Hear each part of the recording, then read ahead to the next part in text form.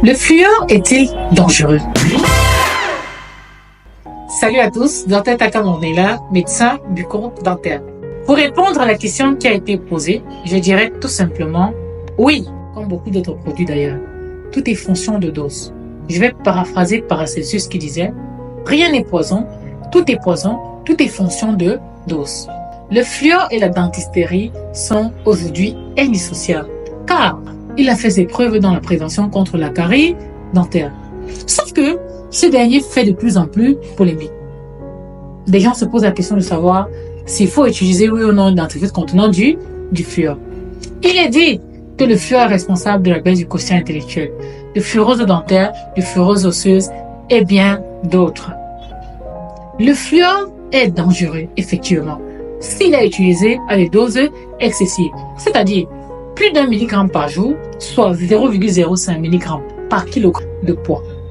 Les tubes de dentifrice aujourd'hui contiennent à peu près 1500 particules par million, c'est-à-dire 1,5 mg par kilogramme de tube de dentifrice.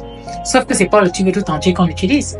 Il est question d'utiliser à chaque brossage la taille d'un petit pois. Le dentifrice n'est pas la seule source de fluor. On en trouve dans les beurres de bouche, on en trouve également dans les comprimés, dans les aliments d'ailleurs. Lutter efficacement contre la toxicité du fluor revient par exemple à limiter sa consommation de poissons, de fruits de mer, de thé et bien d'autres. Doit-on se passer du fluor qui a fait ses preuves dans la lutte contre la carie dentaire et privilégier par exemple une consommation de poissons qui lui contient du fluor, de thé qui lui contient du fluor, ou alors il est tout simplement question de continuer l'utilisation des dentifrices qui, eux, ne dispensent qu'une quantité de fluor topique, c'est-à-dire directement applicable sur les surfaces des dents, qui vont passer rarement dans la circulation sanguine et ne pas souvent excéder les doses qui sont potentiellement à l'origine de toxicité. Alors, doit-on utiliser oui ou non un dentifrice contenant du fluor?